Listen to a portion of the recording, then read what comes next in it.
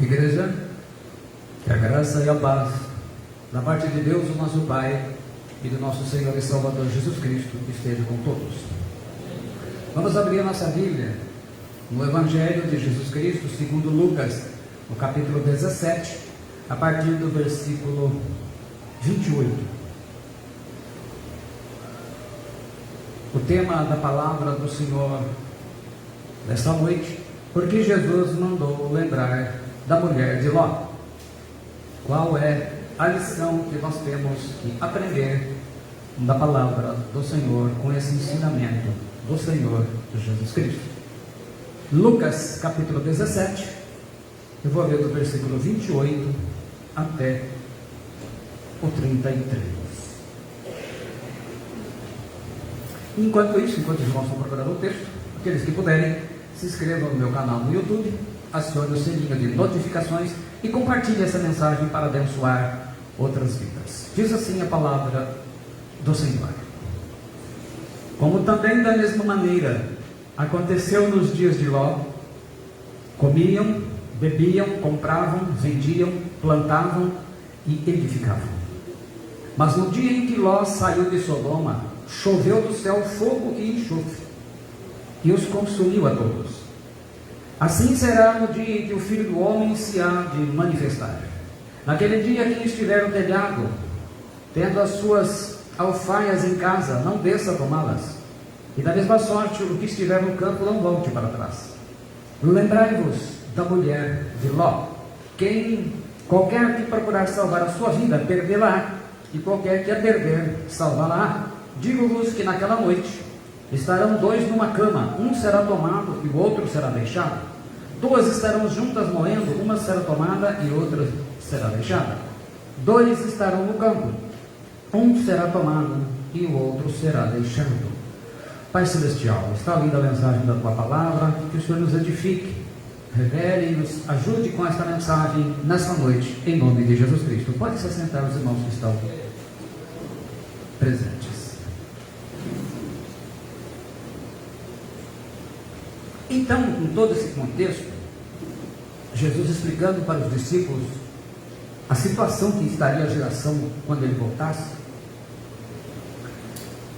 ele faz, é como se fosse um parênteses, né?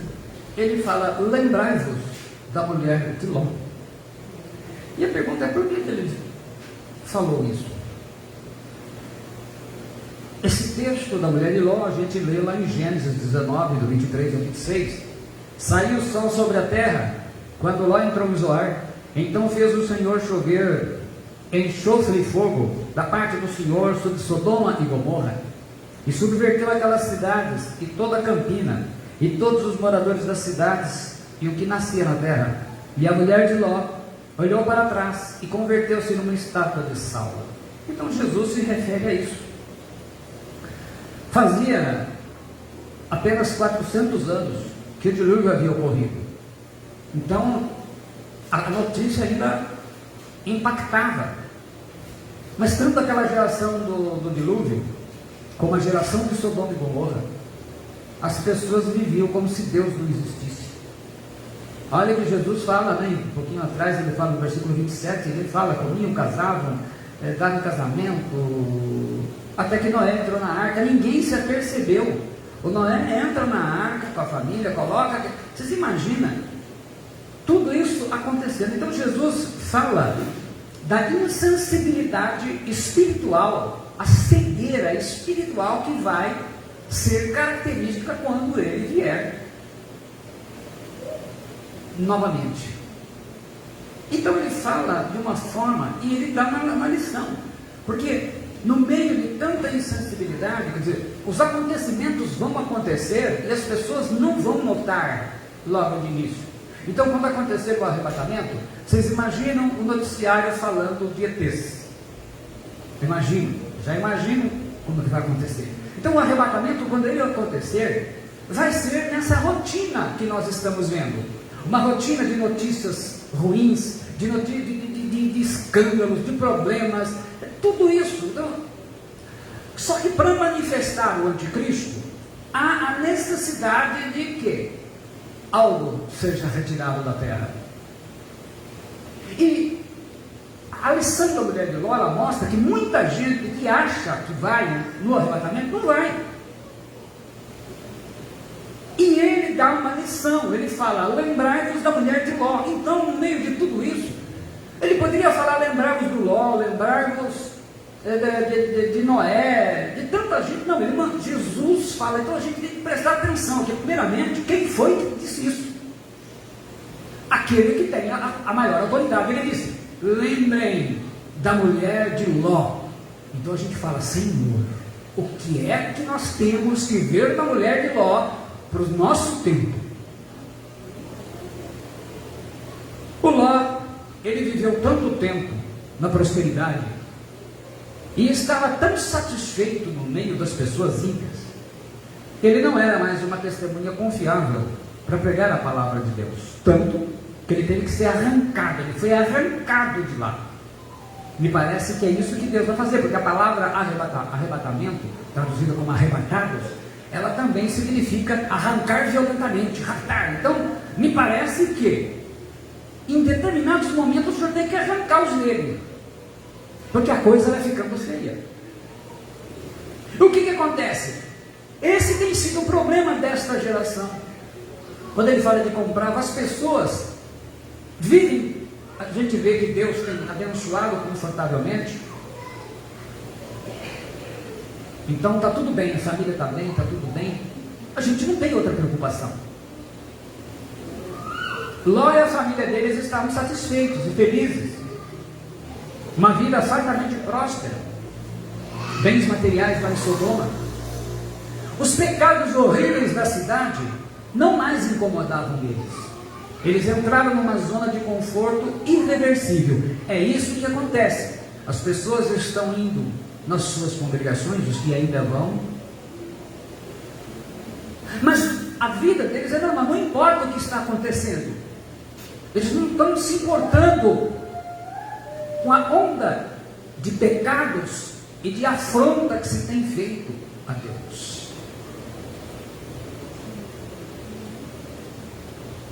A gente poderia perguntar no meio que você vive, que você se diverte, que você trabalha, que você estuda, as pessoas veem você um discípulo de Jesus Cristo? Ou você é mais um na multidão que enche as redes sociais de obras mortas com a sua prosperidade? Se a gente olhar as redes sociais, não dá para saber quem é cristão e quem não é. Até porque citar a Bíblia, usar a Bíblia para citar, tem muita gente citando. Interessante que o Senhor Jesus não manda a igreja se lembrar de Enoque, de Abraão, de Isaac. Ele fala em Enoque, né, que foi arrebatado.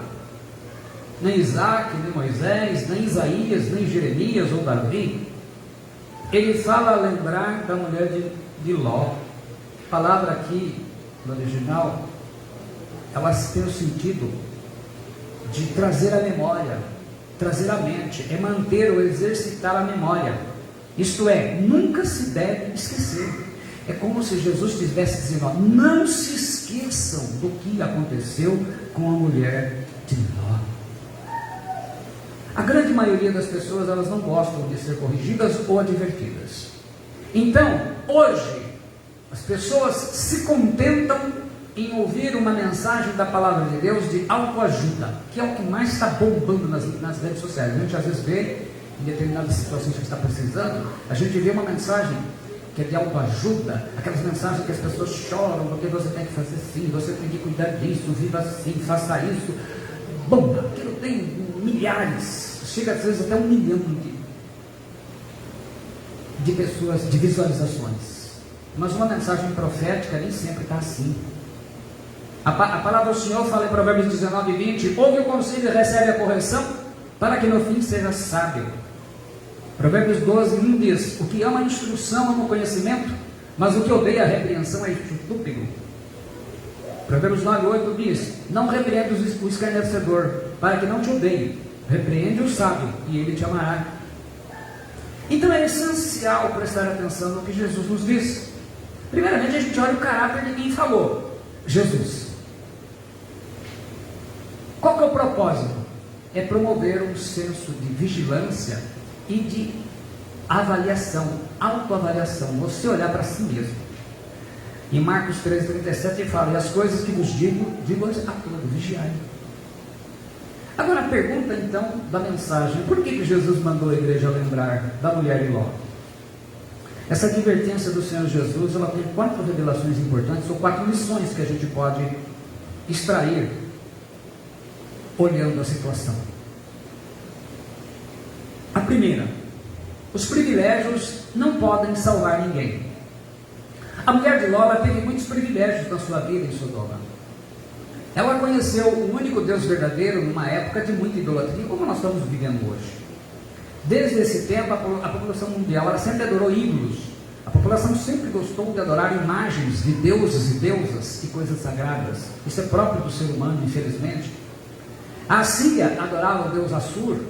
Ur, a cidade de onde saiu Abraão, que ficava na Babilônia, adorava Marduk, Nimrod, adorava as estrelas e várias forças da natureza.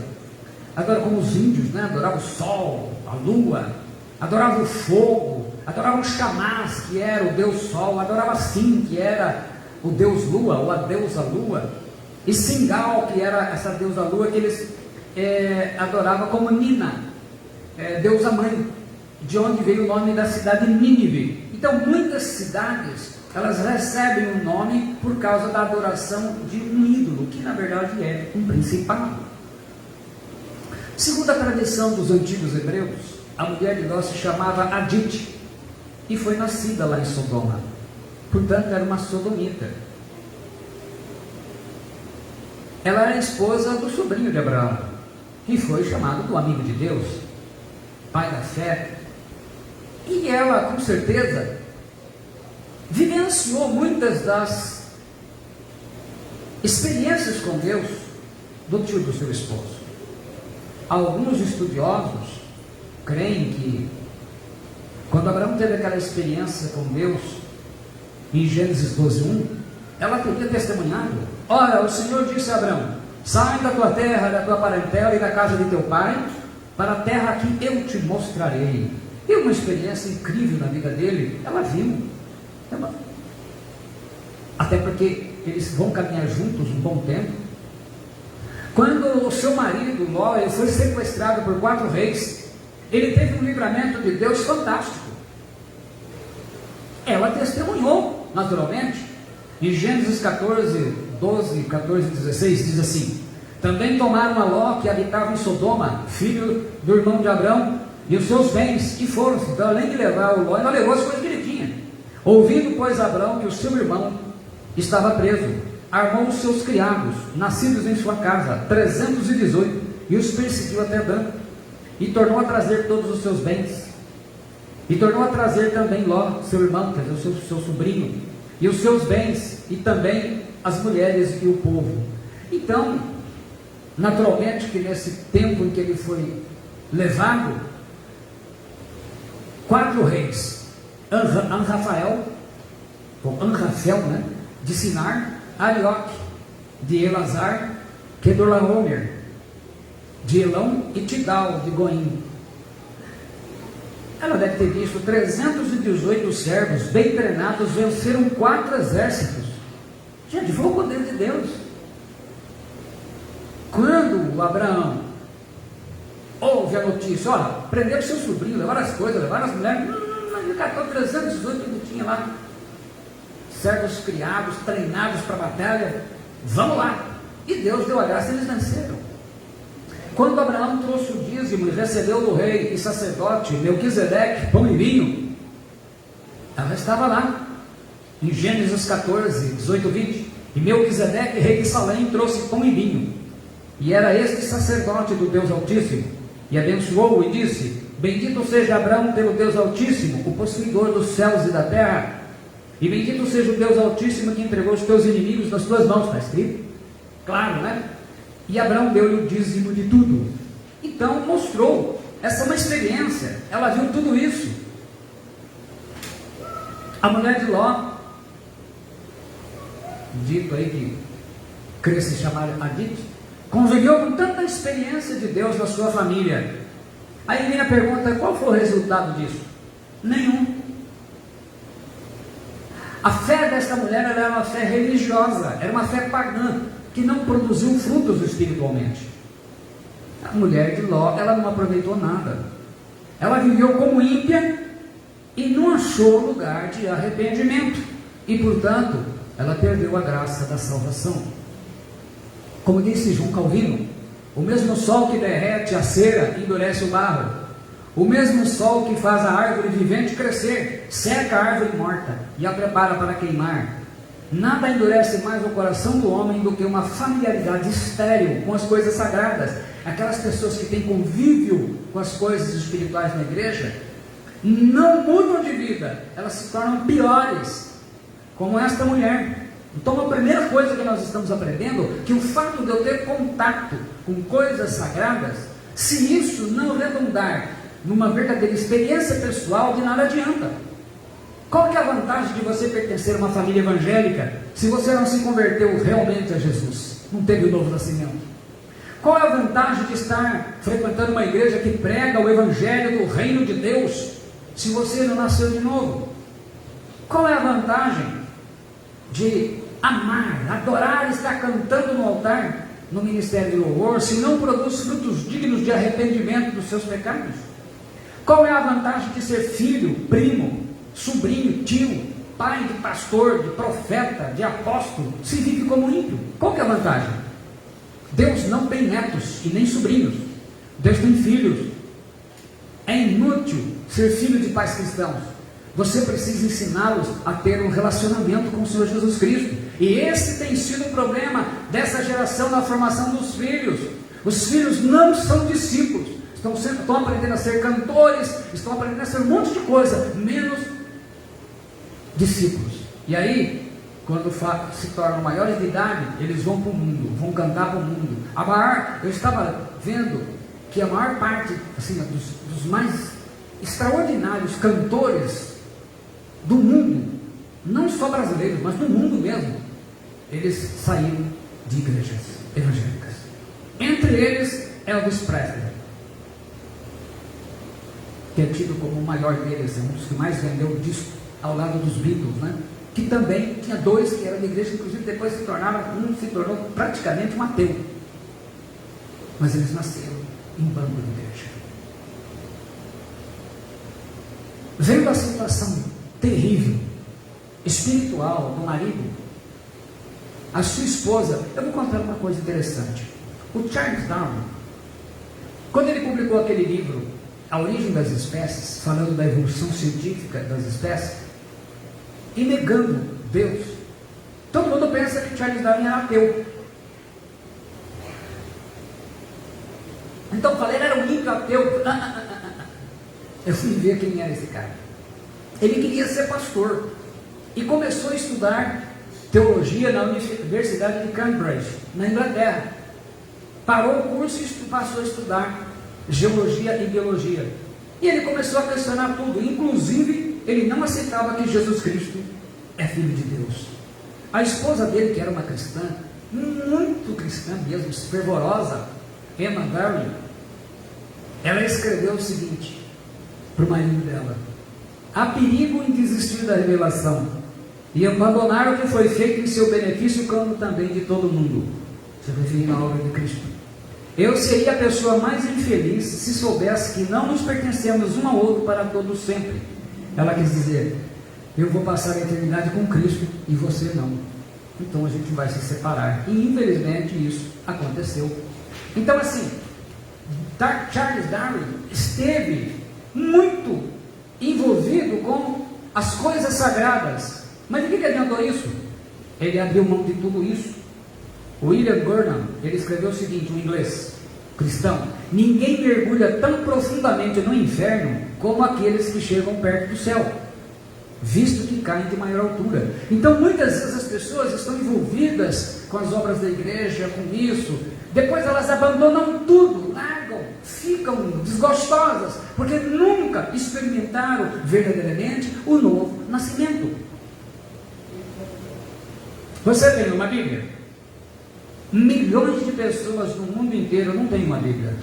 Me refiro a cristãos. É uma graça que a maioria não dá valor.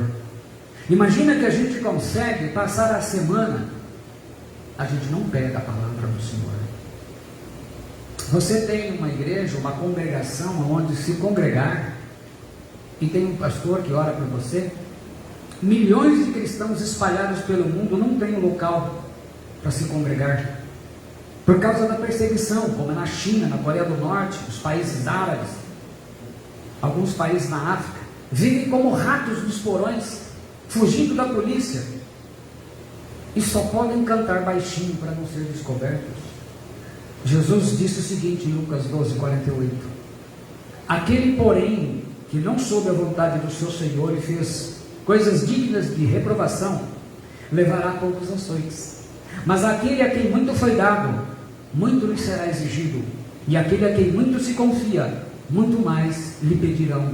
E a nós foi confiado muito, porque se lá no lado oriental a igreja não sabe se vive no dia seguinte, por causa de Cristo, nós temos toda a liberdade. A maioria deles não tem acesso a um livro da Bíblia completo. Nós temos liberdade de culto, pelo menos por enquanto temos, e não aproveitamos. A segunda lição, a segunda revelação sobre a mulher de Ló a ser considerada: havia um amor secreto no coração da mulher de Ló. Gênesis 19, ele diz que a mulher de Ló olhou para trás e converteu-se numa estátua de sal. Olhou, a palavra, o verbo hebraico aí, naubat, ele quer dizer olhar, contemplar, mostrar consideração, olhar atentamente com prazer. Ele significa no hebraico que a mulher de Ló, ela seguiu olhando para trás atentamente, com saudades e com desejo, como que alguém que não queria perder. Ela se demorou olhando para trás. Em português, a gente poderia traduzir assim, no nosso português atual, que ela ficou encarando. Então assim, quando ela olhou para trás, e ela olhou, vendo o que estava acontecendo em Sodoma, ela começou a olhar o que? As coisas que ela tinha lá. Ela era uma mulher rica, ela tinha muitas posses.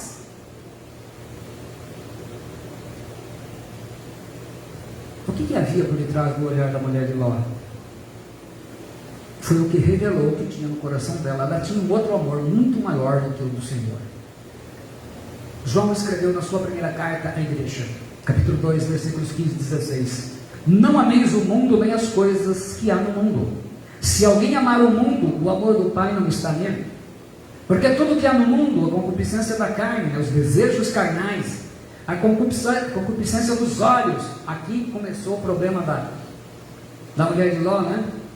Tudo que os olhos veem e querem. E a soberba da vida não procede do Pai, mas procede do mundo. A soberba da vida, o que é? É a arrogância em que nós nos confortamos com as coisas materiais apenas, porque acha que está bem materialmente, então a gente não precisa se dedicar para mais nada. Está tudo bem, eu tenho um bom trabalho, minha família está bem, está todo mundo com saúde, tudo muito bem, ótimo. Então, as coisas do Senhor quando dá. A mulher de Ló fez isso. Conforme a tradição antiga, essa mulher, chamada Dite, eu já disse, a alma dela estava em Sodoma, o coração dela estava em Sodoma. Aí a gente poderia pensar naquele versículo de Provérbios 4:23: sobre tudo que se deve guardar, guarda o coração, porque dele procedem as fontes da vida. Então, guarda o coração. Infelizmente ela não guardou. Uma pequena rachadura, quando ela é negligenciada, por exemplo, numa barragem, podemos ter consequências trágicas. E isso aprendemos com Brumadinho e Mariana.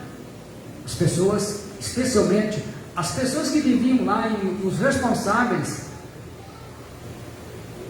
que deveriam monitorar, também não deram atenção. Pecadinhos, e não tem nada a ver.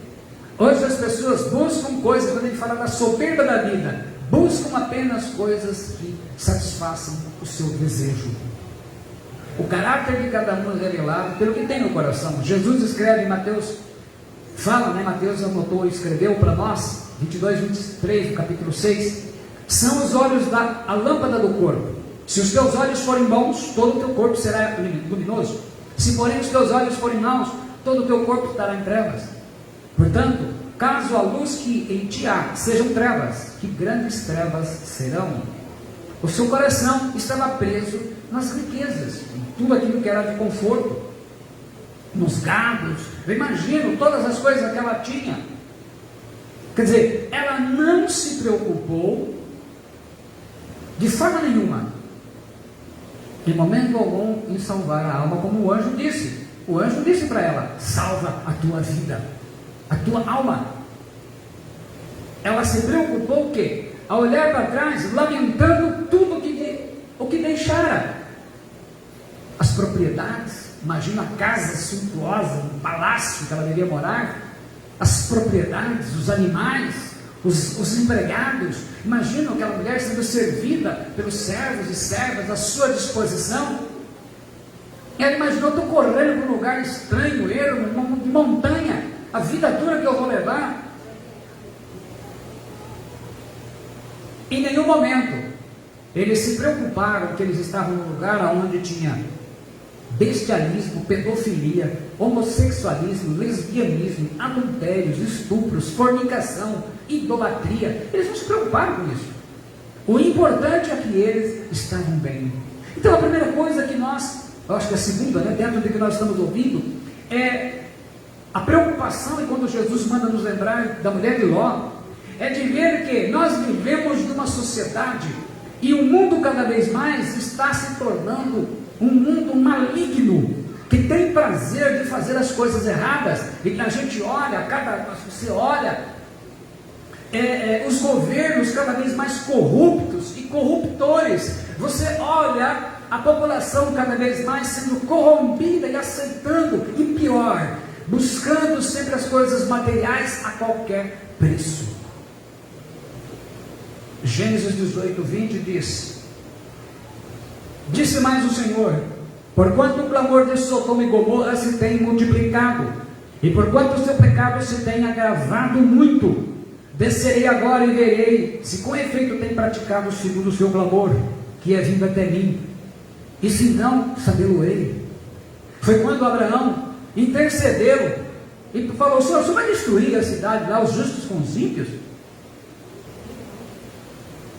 Aí começa aquela questão, se tiver 50 justos lá, ela vai diminuindo, até chegar na 10, falou: se tiver 10 justos, não tinha 10 justos.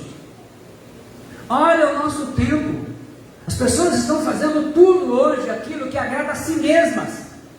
Você escuta, você vê vídeos e pregações, e vê as pessoas como estão adotando a sua vida. Cada um está vivendo de acordo, hoje parece juízes, cada um vive segundo aquilo que acha melhor. E o maior sinal que as pessoas olham, acham que estão sendo abençoadas, é porque estão prósperas. Eu gostaria só que, quem pensa assim, dá uma olhada na igreja do Oriente. Se você se sente com Deus, e aquela igreja que sofre sendo assassinada na China, na Coreia do Norte, aqui na América Latina também, alguns países de governo de esquerda matando os nossos irmãos, nos países onde os muçulmanos mandam, que eles odeiam e têm prazer de matar cristão, eles estão errados? Então é hora da gente começar a fazer uma reflexão. Qual clamor está chegando aos céus?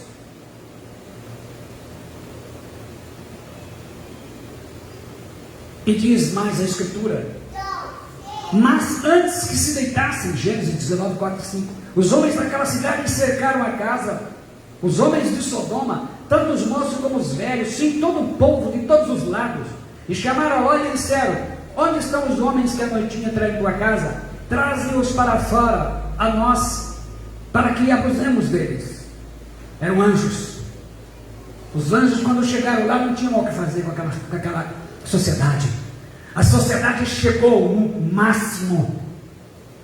A taça já estava derramando, pronta para o juízo, e assim foi executado. E Deus deu uma ordem. O mundo hoje está assim. Terceiro, havia desobediência no coração da mulher de Ló. Havendo levado para fora, disse um deles: livra-te, salva a tua vida, não olhes para trás, nem pares em toda a campina, foge para o monte, para que não pereças.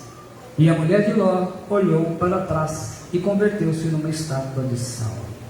Um perigo maior que a perseguição, porque a gente não tem perseguição para cá, é a sedução. A igreja do Oriente sofre uma perseguição, a de cá com a sedução. É não ter coragem de abandonar o mundo por causa de Cristo e tentar viver dividido. Uma hora acaba pendendo para o lado do mundo. Há muito tempo atrás, um jovem, até ele me disse, ele não estava ligado a religião nenhuma, mas ele me fez a seguinte pergunta: pastor, o que Deus mais aprecia no ser humano? O que mais um homem pode fazer que agrada a Deus? Eu achei interessante a pergunta vinda de uma pessoa não vinculada às coisas assim espirituais. E eu respondi para ele: meu jovem, a obediência. Nada mais agrada ao coração de Deus do que a obediência. Citei a ele esse texto de 1 Samuel 15, 22, 23. Porém Samuel disse: tem porventura o Senhor tanto prazer em holocaustos e sacrifícios quanto em que se obedeça a sua palavra? Eis que obedecer é o melhor do que o sacrificar, e o atender melhor do que a gordura de carneiros. Porque a rebelião é como o pecado de feitiçaria, e a obstinação é como a idolatria e culto a ídolos do lar. Visto que rejeitaste a palavra do Senhor, ele também te rejeitou a ti, para que não sejas rei. Samuel falando para Saul. Então o anjo deu uma ordem para a mulher. Ele falou: livra-te, salva a tua alma, não olhes para trás, não pare em toda a campina, foge para o monte, para que não pereças. Foi a ordem. Ela desobedeceu, ela olhou para trás e se transformou numa estátua de sal. Quer dizer, ela fez uma escolha, ela fez uma escolha errada. A mulher de Ló fez uma escolha errada. E nesses tempos, fazer a escolha errada está muito mais fácil. E aí a gente vai para a quarta, última lição. A mulher de Ló não escutou o aviso. Quando diz em Gênesis 19, 26, e a mulher de Ló olhou para trás e converteu-se numa estátua de sal, não apenas é uma questão de desobediência, mas é que ela estava tão comprometida com a situação daquela geração que ela não prestou atenção. Eu me lembro de uma reportagem que estava passando na televisão há muitos anos atrás, em que numa época dessa de chuva, grande chuva, na frente rompeu-se da rodovia, houve rompimento da rodovia, e criou-se um abismo e vários carros tinham caído. Então um dos motoristas que conseguiu escapar, ele foi na frente e ele dava sinal. E eu me lembro que a reportagem, então o repórter que estava ali filmando, mostrando como é que as pessoas faziam gesto para ele. E o que acontecia? Quando ele chegava na frente, que ele se deparava com aquela abertura lá na frente, não dava tempo de parar o carro e caía. Ele falou: por que as pessoas têm dificuldade de ouvir aviso? Ela teve uma morte rápida. É interessante que essa mulher tinha saído da cidade. Ela estava fora do perigo do fogo, do enxofre, então ela já estava preservada. Ela nadou e morreu na praia, como diz o ditado aqui em português. O Ló foi salvo. Deus atendeu a oração e era para salvar a família toda, né? Gênesis 19, 29. Ao tempo que destruía a cidade de Campina, lembrou-se Deus de Abraão e tirou a Ló do meio das ruínas, quando subverteu as cidades em que Ló habitava. A mulher, ela não deu ouvidos, ela não prestou atenção, ela não levou a sério o aviso. A geração do dilúvio não levou a sério a mensagem de Noé. O povo hebreu não levou a sério a mensagem dos profetas, Jeremias, Ezequiel e Daniel, e foi para o cativeiro. Esse é o problema. Nós estamos vendo os avisos, mas nós não estamos levando a sério. A igreja brasileira, a igreja do Ocidente, não está levando a sério. Eu me lembro, deve ter mais ou menos 20 anos, porque eu não tinha carro, nem dirigia. E eu estava indo no trabalho, eu desci ali no ponto da Telesp, na Duque, E eu fui atravessar a rua, desci, atravessava do outro lado, eu olhei o sinal, fechou, vermelho. Então, eu só ouvi a voz, não atravesse. E eu segurei, desci da calçada, parei. No que eu parei, um carro desembestou, veio, atravessou o sinal vermelho. Se eu tivesse atravessado, que era o normal, eu não estaria aqui contando, provavelmente contando isso. Eu ouvi o aviso. A questão nossa é que nós não estamos entendendo. Vocês pararam para ver? Eu pego como exemplo a pandemia da Covid-19. Vendo aí tudo que voltou, os hospitais lotados, está todo mundo, os prefeitos, governadores apavorados, não tendo mais espaço em UTI, está lotado, mostrando aquela fila, aquela coisa. Ninguém se atentou, está todo mundo preocupado, nossa, como vai ser o carnaval, nós vamos adiar um pouco o carnaval, vamos fazer isso, vamos fazer aquilo, está todo mundo só pensando nisso, ninguém está entendendo nada. Aí viu o Bill Gates, né, uma declaração de uma entrevista, aí estão falando, gente, nós vamos vindo outra aí ainda, outra pandemia pior que essa. No Brasil, eu estava vendo lá 11 estados enfrentando enchentes e alagamentos. Só em Minas Gerais, 402 cidades. Lembre-se, Deus preparou a gente. A natureza continua gemendo. Vulcão, tsunami em Tonga, na Polinésia, que afetou os Estados Unidos, Canadá, Chile e o Japão. Isso no começo do ano, nós estamos no começo do ano. Terremoto na China, em Taiwan, na Indonésia, na Índia, Vietnã, Grécia, Nova Zelândia, Polônia, Albânia. Mas quem está? Não está atingindo a gente, nós não estamos nem aí. E o Brasil está se preparando para viver ainda dias mais difíceis do que esses que nós estamos vivendo. Dias mais difíceis virão. Nós temos uma eleição aí, essas eleições de outubro prometem. Mas o que acontece? Nós estamos acreditando muito, há uma influência muito grande na teologia, que começou com Marcião de Sinop, 85, 160 depois de Cristo.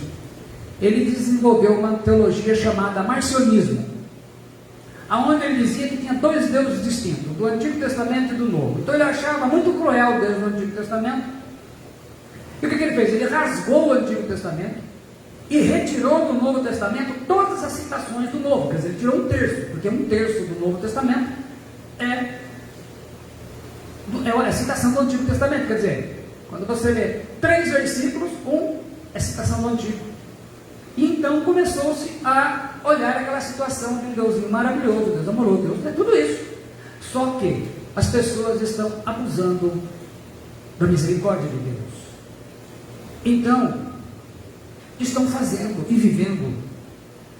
A gente passou, nem sei, a gente vê muitas notícias, não dá para saber tudo que é verdadeiro, mas as coisas estão acontecendo. Vocês viram que já estão naturalmente, chip para cá, chip para lá, todo mundo preocupado com o chip. E é interessante que todo mundo está fazendo a mão esquerda, né?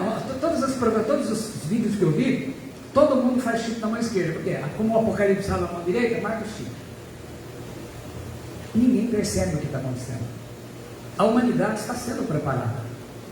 Mas o mais interessante é que está acontecendo aquilo que João fala no Apocalipse. Ele fala que o justo continue sendo justo e o injusto, injusto.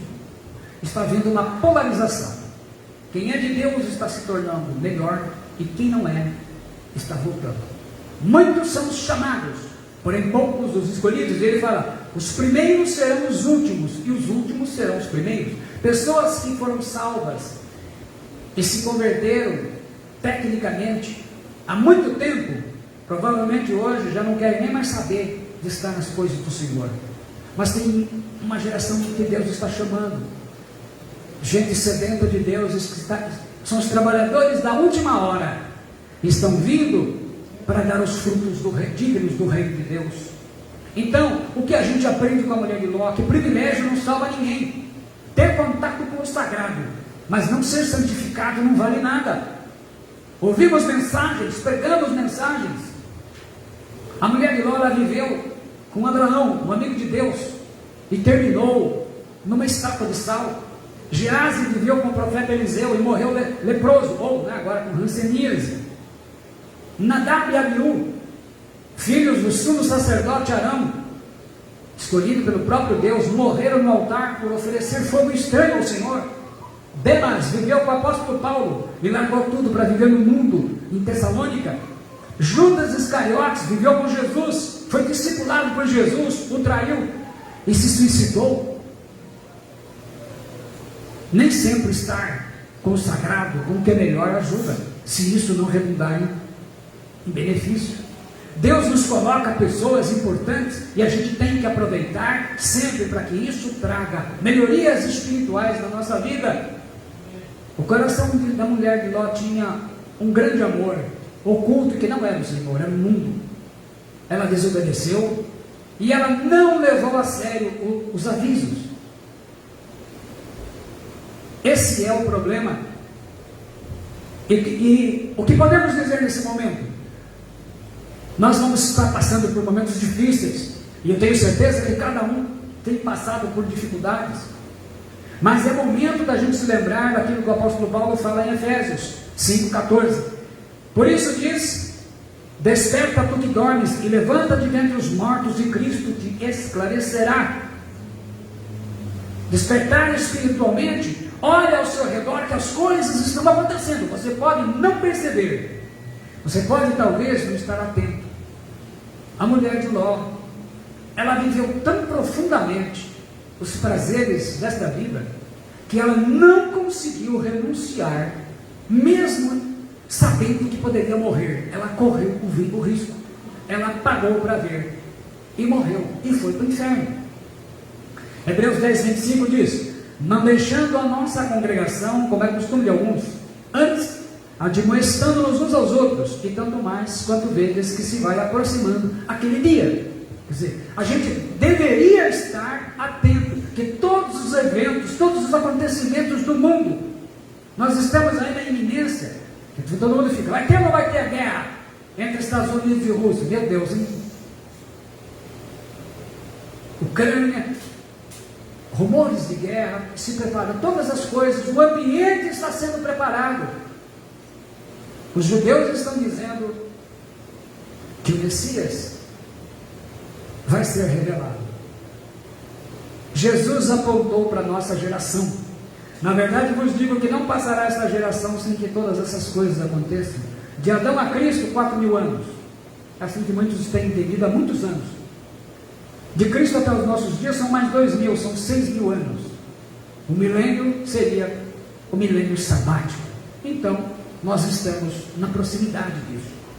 Então Jesus deixa 3 avisos para quem tem ouvidos. Primeiro, Marcos 13:13. Olhai, vigiai e orai, porque não sabeis quando chegará o tempo. Quer dizer, chegará um tempo em que não haverá mais tempo. Segundo aviso, ele dá em Marcos 13:35. Vigiai, pois, porque não sabeis quando virá o Senhor da casa, se à tarde, se à meia-noite, se ao cantar do galo, ou se pela manhã. A gente não sabe. E o terceiro, ele repete, Marcos 13:37. E as coisas que vos digo, digo-as a todo, vigiai. Então, eu oro a Deus para que todos vocês que estão ouvindo essa mensagem, que vão ouvir essa mensagem, que possam despertar e olhar que todos os acontecimentos do mundo, eles não são coincidências. Nós estamos sendo preservados. Nós estamos sendo preservados. Mas acima de tudo, o mais importante, eu pergunto, não é o tema da mensagem de hoje, porque Jesus mandou lembrar da mulher de Ló, mas a gente pode pensar, porque logo em seguida ele fala que 2 estarão aqui, 2 estarão, um vai, outro fica. Se acontecesse um arrebatamento da igreja nesse momento, está pronto para ser revelado o anticristo, então o Espírito Santo faz o arrebatamento da igreja. Ele fala assim, olha, 2 estarão no campo, ou se congregando, vamos dizer assim, um será tomado e o outro será deixado. Qual seria você? Tomado ou deixado? Então é preparação, porque nós podemos ser tomados de qualquer forma, pela morte ou no arrebatamento. Então quando Jesus fala de lembrar da mulher de Ló, é porque ela já tinha sido tirada debaixo da destruição e veio morrer às portas. Então não adianta chegar até a porta da arca e morrer afogado. Tem que entrar. E é isso que Deus, o Senhor Jesus, nos ensina com esses avisos. Ore, vigie e ore. Olhe ao seu redor, veja o noticiário. Independentemente do que você está assistindo ou vendo nas redes sociais, veja tudo o que está acontecendo. A igreja, olha a situação espiritual do que se prega hoje, do que as pessoas estão procurando ouvir. Isso, quando a gente pregava há 35 anos atrás, olhavam para mim assim e diziam: pastor, será que vai chegar isso mesmo? E eu ainda perguntava: eu não sei se eu verei, mas chegar. E Deus permitiu que eu visse. Estou vendo as abominações que estão fazendo com a palavra de Deus. E quantas pessoas estão seguindo? Está sendo preparado. Então, lembre-se da mulher de Ló. Ela podia ter sido salva e não foi. Então esse é o alerta, é o aviso de Deus.